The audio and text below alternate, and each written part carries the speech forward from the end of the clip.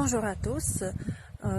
J'aimerais maintenant donner des conseils à tous ceux qui veulent commencer à enseigner le français et qui ont peut-être des questions avant de commencer.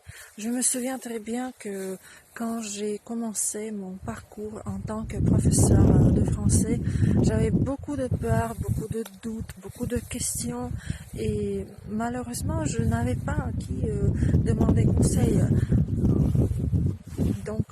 C'était difficile pour moi de le gérer moi-même, mais quand même, j'ai réussi. Je travaille en tant que professeur depuis 15 ans et maintenant j'espère que mes conseils vont vous être utiles. Je commence par le premier conseil dont j'ai déjà parlé dans une autre vidéo, c'est d'être extrêmement sincère avec vos futurs élèves.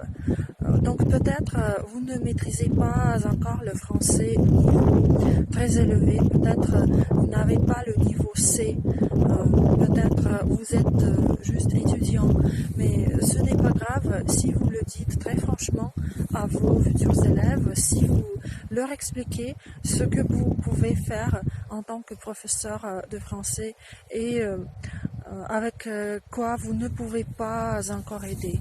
Si vous êtes franc, je suis sûre que les élèves vont apprécier votre franchise et pour vous aussi c'est très important d'être sincère, de ne pas prétendre être quelqu'un d'autre.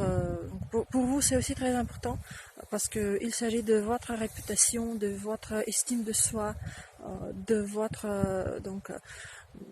et de votre futur aussi si vous projetez d'enseigner le français dans le futur.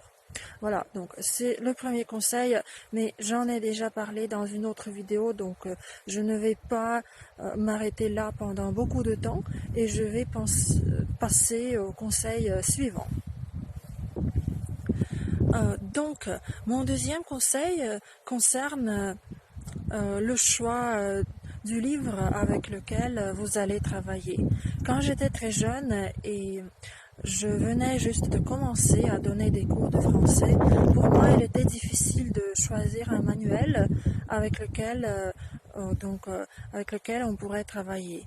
Et c'est pour ça que j'ai fait une erreur au début de mon activité en tant que professeur de français, c'est-à-dire que j'ai décidé de ne pas avoir de livre du tout avec certains élèves. En pratique, pour chaque leçon, je cherchais des matériaux dans des manuels différents et à partir de ces matériaux, je composais un cours. Maintenant, j'ai beaucoup plus d'expérience qu'au début et donc je pense que c'était une erreur. J'explique pourquoi. C'est vrai qu'il n'existe pas de manuel de manuel idéal. En fait, tous les livres destinés à ceux qui apprennent le français ont des défauts. Dans les uns, il y a trop peu d'exercices, dans d'autres, il n'y a pas, il n'y a pas de texte intéressant. Il y a des défauts partout, c'est vrai. Mais quand même, travailler sans manuel, ce n'est pas une solution d'après moi, surtout si vous n'avez pas encore d'expérience. Bien sûr que si on a beaucoup d'expérience, si on s'y connaît dans la méthode de l'enseignement-apprentissage, on pourra travailler sans manuel et on pourra même élaborer son propre livre avec qu'on va utiliser dans le travail avec les élèves. Mais quand on n'a pas encore d'expérience, il est extrêmement difficile d'élaborer un programme efficace pour l'élève, pour travailler avec l'élève, et c'est pour ça que je vous le déconseille. En effet, comment je vous conseille de faire, c'est de choisir quand même un livre assez efficace.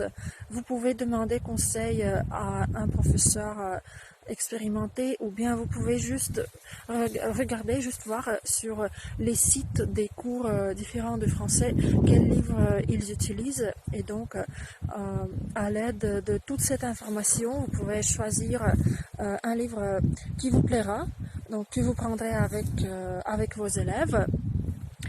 Mais après, donc, ce que vous devez faire, c'est penser à penser à donc penser à trouver des matériaux en plus. J'explique par exemple, si vous prenez n'importe quel manuel, donc je suis sûre qu'il y aura assez peu d'exercices de grammaire par exemple, et par contre les élèves ont souvent besoin de pratiquer plus pour s'habituer à des structures de la langue française. Donc pensez à prendre des livres en plus. Il existe par exemple, donc quand je travaillais à l'Institut français de Moscou, on utilisait beaucoup des livres consacrés à la grammaire ou au vocabulaire. Donc à l'époque, c'était les livres intitulés par exemple Grammaire progressive du français, Grammaire en dialogue, Grammaire en action. Donc il y en a beaucoup. Il y a beaucoup de livres donc où sont recueillis des exercices de grammaire, des exercices de vocabulaire, et je crois que vous devez ajouter ces matériaux à votre livre choisi. C'est très important parce que donc je crois que si vous avez un manuel, si vous avez choisi un manuel, cela vous donnera la ligne générale, et à l'aide des matériaux supplémentaires, vous permettrez à votre élève de mieux pratiquer les structures différentes de la langue française pour qu'il puisse s'y habituer. Et donc maintenant je passe à mon troisième conseil. Donc en effet, bien sûr que vous devez bien élaborer votre cours, c'est-à-dire penser avant le cours à ce que vous allez faire avec votre élève, mais en même temps il faut être prête à gérer des imprévus.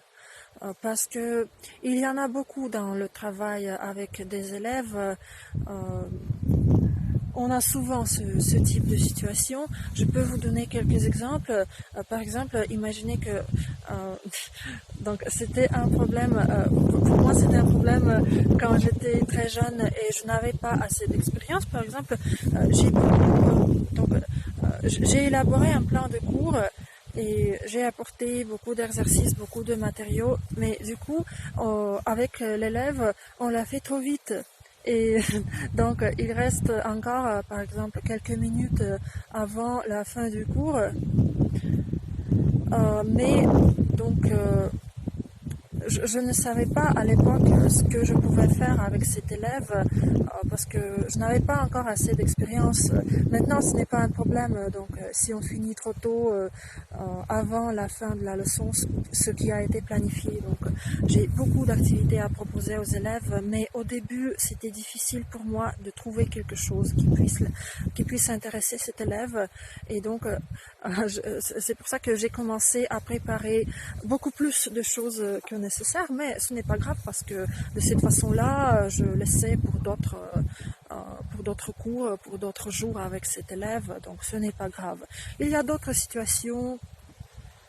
Donc, il y a d'autres situations où vous pouvez voir que votre cours ne se déroule pas comme prévu. Par exemple, si vous avez un élève malade et du coup, imaginez que votre élève vous dit « Ah, vous savez, je suis malade, j'ai mal à la gorge, je ne peux pas beaucoup parler, est-ce qu'on peut faire quelque chose d'autre aujourd'hui ?»